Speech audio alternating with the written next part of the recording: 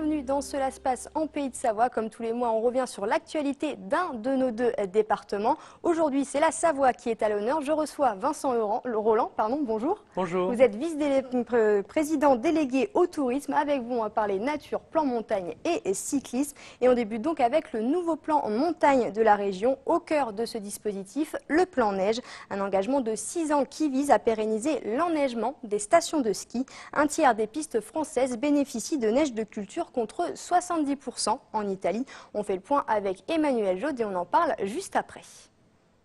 Ça y est, après plus de 7 ans d'attente, la région Auvergne-Rhône-Alpes lance son tout nouveau plan montagne. Et sa première phase, le plan neige qui vise à sécuriser l'enneigement des stations, petites et grandes, notamment grâce à une enveloppe de 10 millions d'euros.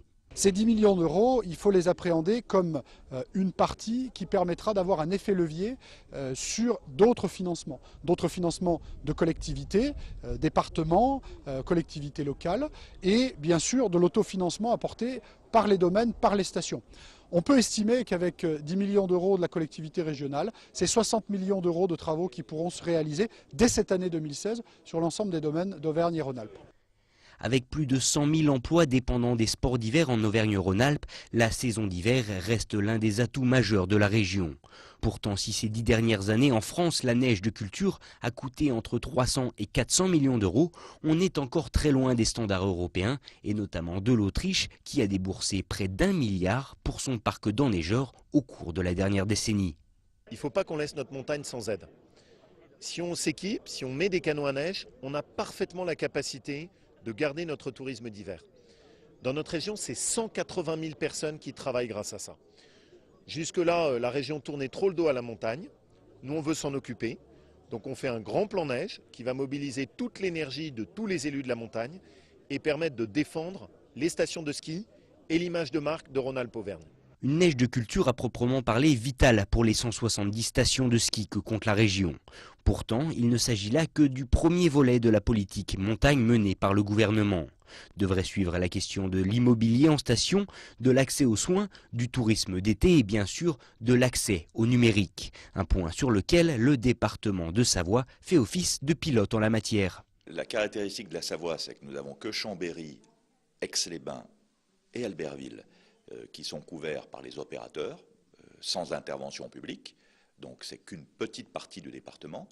Tout le reste, si nous ne faisions rien, ne serait pas desservi dans la fibre optique. Et dans le reste du territoire, on a des usines, on a des zones d'activité économique et on a des stations de sport d'hiver. Et je vous rappelle que le tourisme représente la moitié de l'économie savoyarde. Donc si nous ne faisions rien, tous ces secteurs à fort développement économique de la Savoie seraient écartés de la fibre optique et du très haut débit. C'est pourquoi le département, il y a plusieurs années déjà, a pris ses responsabilités. Et je suis heureux qu'on conclue aujourd'hui. Et je voudrais remercier toutes les intercommunalités savoyardes, puisqu'elles cofinancent avec le département la part locale qui nous reste, puisque sur les 192 millions d'investissements, 65 millions sont financés par les Savoyards, à moitié entre le département et les intercommunalités. Un nouveau plan montagne qui tranche donc avec le programme Montagne 2040 porté par la précédente majorité.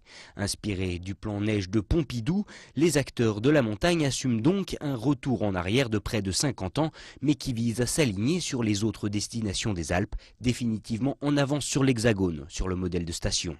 Un retard qui va maintenant tenter d'être rattrapé à l'aide des 10 millions de la région, auxquels s'ajouteront 50 millions d'euros sur le mandat pour poursuivre l'équipement et avec un objectif final de 200 millions d'euros dédiés sur 6 ans grâce au potentiel apport des conseils départementaux et d'autres investisseurs, privés comme publics. Alors Vincent Roland, l'investissement sur ces stations, c'est le nerf de la guerre? C'est le nerf de la guerre et je rappellerai que les conséquences qu'auront ce plan montagne de la région, qui vient renforcer des plans départementaux pour l'équipement en neige de culture, il y a de l'emploi, tout simplement, immédiatement. Et on cesse de faire des plan sur la comète à long terme, mais on répond tout de suite à une demande. Parce que c'est de l'investissement immédiat qu'il faut là. Il faut vite investir pour vite être de nouveau compétitif par rapport à nos voisins italiens notamment. Exactement, il y avait un chancelier allemand qui était social-démocrate disant que les investissements d'aujourd'hui sont les emplois de demain. Et on est exactement dans cette stratégie-là, dans cette perspective. Il faut pouvoir consolider notre enneigement dès le début de saison. Parce que, comme je le disais il y a quelques instants, il y a beaucoup d'emplois qui en découlent et on ne peut pas passer au travers de cela. Il faut que nous restions compétitifs. Longtemps, les domaines skiables français ont fait figure de modèle. Force est de constater qu'aujourd'hui, nous avons pris sur certains secteurs un petit peu de retard. Donc on a la capacité, l'énergie et les moyens de rattraper ce retard. Justement, après un hiver comme on a eu un petit peu compliqué en termes d'enneigement, c'est encore plus important parce que voilà, on voit que ça a été compliqué avec le chômage partiel, comme vous le disiez, ces emplois, ça a un coût puisqu'ils sont en chômage partiel, ces personnes-là qui sont dans nos stations. Ça a un coût et puis qui est immédiat et à moyen et long terme, puisque les clientèles qui ont fait défaut en début de saison du fait du manque de neige, elles seront difficiles à récupérer plus tard. Et il faut que dès l'ouverture de la saison, nous puissions être opérationnels pour satisfaire nos clientèles. Là, on parle de 10 millions d'euros d'investissement. Ça peut être plus si besoin. La région est prête à mettre la main au portefeuille, comme on dit, davantage pour que justement ces stations soient vraiment extrêmement compétitives. Alors, je ne parlerai pas au nom de la région puisque je ne suis que élu départemental, mais j'ai cru comprendre que c'était une première enveloppe de 10 millions d'euros qui appellerait ensuite d'autres enveloppes au cours du mandat de l'actuelle majorité régionale. Et puis, n'oublions pas qu'à côté de ça, il y a des financements connexes et supplémentaires qui serviront d'effet de levier afin que les opérateurs de domaines skiables, notamment pour les petites et moyennes stations dont nous avons absolument besoin pour élargir notre clientèle, ce sont des viviers de clientèle, eh bien, puissent travailler dans de bonnes conditions. Tout simplement. Très bien, alors on va continuer à parler un petit peu nature avec le parc du côté du parc de la Vanoise. Vous le savez, la charte du parc a été signée par seulement 2 communes sur 29 il y a quelques mois pour ces municipalités Pézé-Nancroix et Saint-Martin-de-Belleville. L'heure est donc aux mesures concrètes. Un conservatoire de l'abeille noire a d'ailleurs été créé. Ce projet vise à préserver cette espèce locale adaptée au milieu alpin et aujourd'hui menacée par l'importation massive d'essaims étrangers. Jean-Paul Crespi nous en dit plus. Aux alentours de la commune des Bellevilles, le printemps résiste aux derniers assauts de l'hiver. Et dans les champs, les premières fleurs réveillent l'appétit des abeilles noires. Pour étudier et protéger cette espèce si particulière au relief alpin, un conservatoire vient d'être créé dans la vallée des Encombres. Pour valoriser les atouts de l'abeille noire, un partenariat entre la commune des Bellevilles, le parc de la Vanoise et le centre technique apicole de Savoie. L'abeille noire, la race c'est Apis mellifera mellifera. Donc c'est une abeille noire qui est présente en Europe et en France en particulier. C'est une abeille là, qui nous vient de nos grands-parents. Bon, mes grands-parents ils avaient de l'abeille noire. Donc elle était là depuis des générations. Donc elle est adaptée chez nous au climat. C'est un projet environnemental qui est important pour la commune, qui crée une belle dynamique avec entre autres les apiculteurs locaux, les partenaires et tous les élus.